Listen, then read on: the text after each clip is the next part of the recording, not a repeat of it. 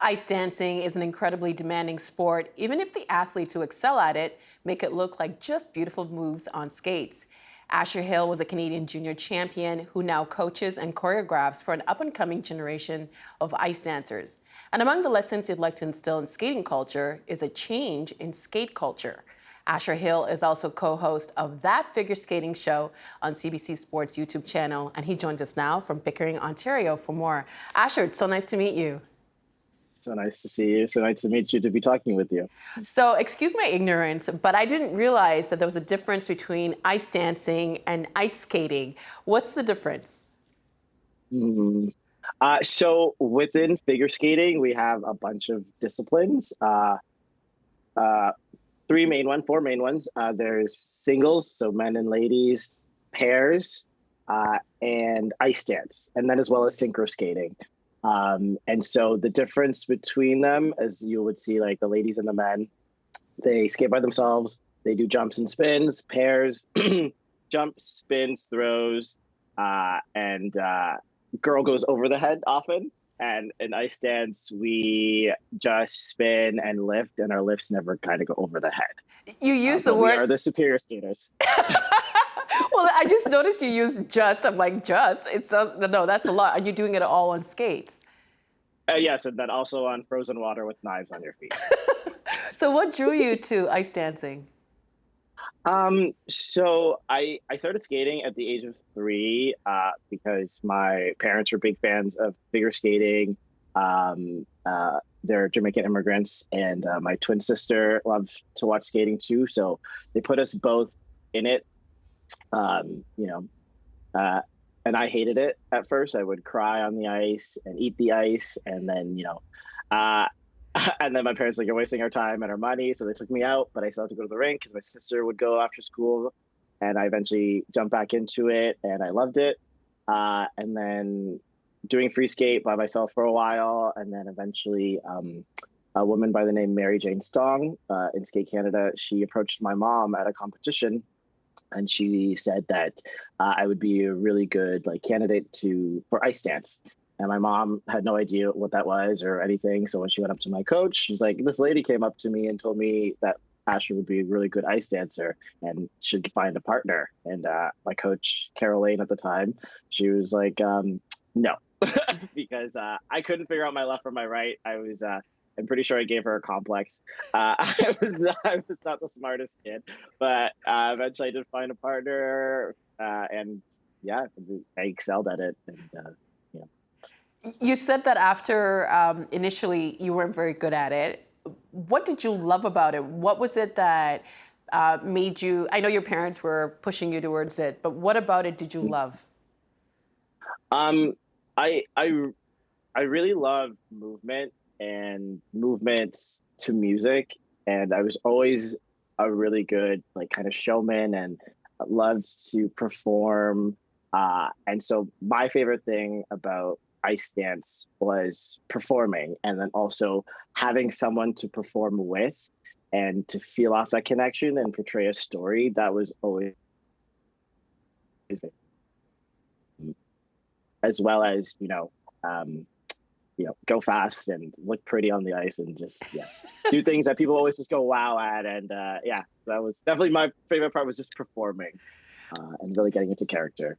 We talk. We're having these conversations about representation mattering, and I come from a first generation family. My family came here as refugees, and the ideas that the elders have for you when you decide to pick a profession, you go into the white collar jobs. You're a doctor, maybe a lawyer, maybe an engineer, but ice dancing is not something that I would, within my family, that would be something that I could even imagine. So was this something that your parents imagined for you, or was it something that something inside you said, this is the thing that I'm really good at, and this is what I'm going to do with my life? I think that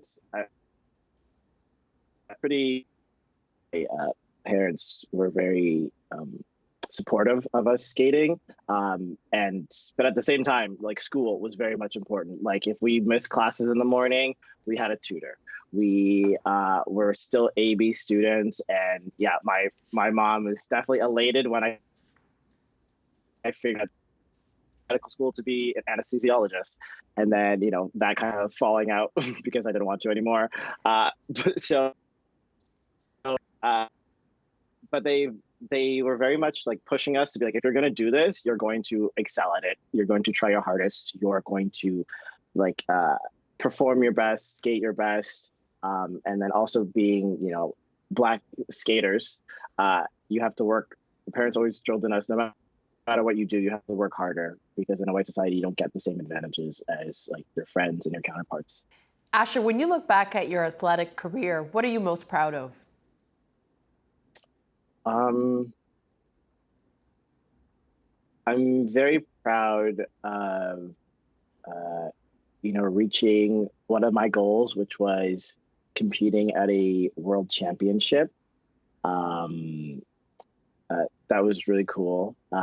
Winning 3 back-to-back national titles from pre-novice, novice, and junior, and then making the national team in my first year senior with my partner Karis Ralph, and qualifying for the Junior Grand Prix final, being able to compete internationally for Canada, and being often the only Black skater in an arena.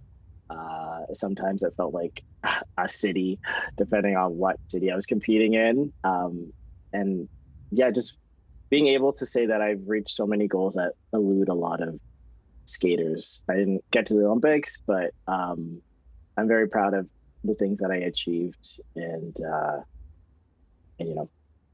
just thank you to my parents and everything for supporting me, and yeah, proud of what I've been able to turn my career into right now, being able to be a full-time coach, choreographer, doing what I love, and then opportunities like CBC's That Figure Skating Show opening up for me, and getting to do that with like one of my very good friends, Dylan Moskovich, who I've skated with forever.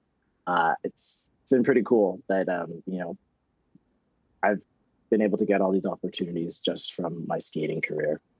I don't know if I'm reading too much into it, but it sounded, when you were looking back on your career, you sounded a little bit sad. Was it a lonely place for you to be? When you look back at those accomplishments, was it a lonely place for you to be in? Yes and no. I had one thing with ice dance is you have a partner, which is great, and me and uh, my longest partner, Karis Ralph, we were together for almost 15 years. So you're never really alone, especially because we had a pretty good relationship. But sometimes, being the only Black skater in a rink, it did get, you know, tiresome when you talk like about jokes you would hear, off the cuff comments you would hear. Um, I had like lots of great friends. I for the most part never felt super excluded, but I felt the only. You know what I mean? Like you're not outside of the group, but you are because of you know being Black in a way. But because I was mildly charismatic, people knew who I was, and it's also very easy to know who I am, often being the only Black skater um, at times. But I think I was very lucky when skating at Scarborough.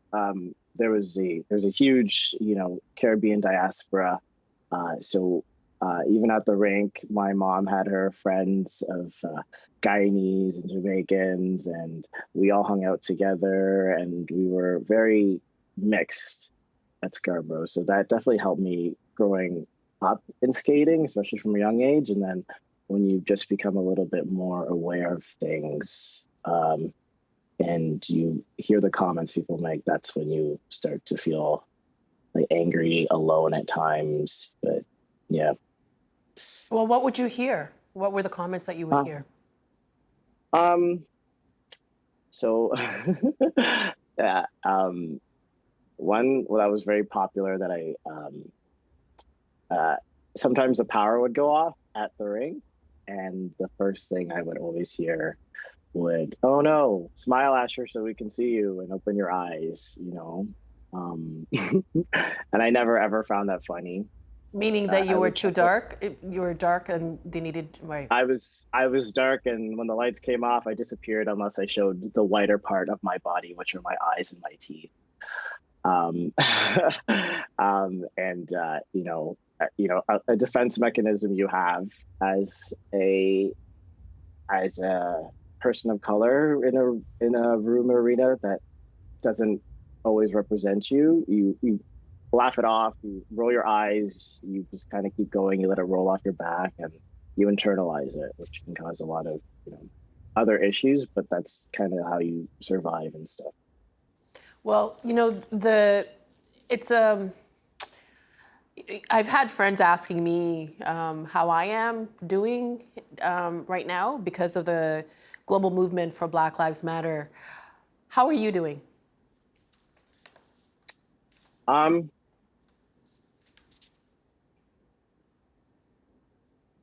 okay, I'm doing okay. I think we're always doing okay, because to us, this has been going on for decades, years and years. You know about it. Like when I was a kid, my my biggest fear was that the KKK would come and like kill my family. So I was aware of racial prejudice as a child.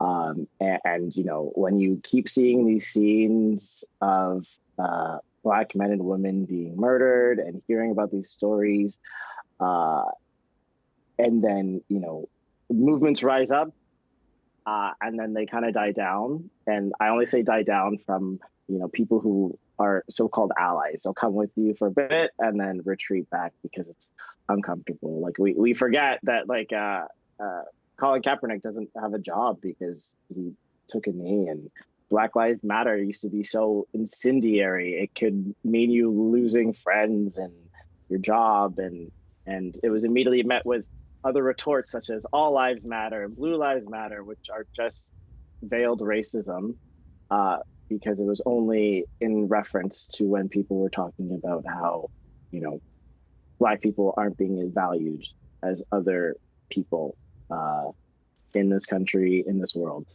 Well, you brought up the NFL. The NFL is one of the organizations, along with Skate Canada and a whole other, so many other organizations who've tweeted posts of support with the Black community and addressing anti-Black racism. So Skate Canada had a tweet. Part of that tweet said Skate Canada supports a safe, open, and inclusive environment for everyone. And you responded. So we have part of the tweet that you sent. It said at Skate Canada, I'm terrified that you'll try and take away my coaching license, but I can't stand for this.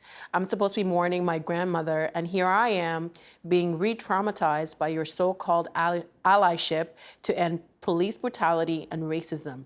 Enough. What Skate Canada tweet upset you? What did they tweet that upset you?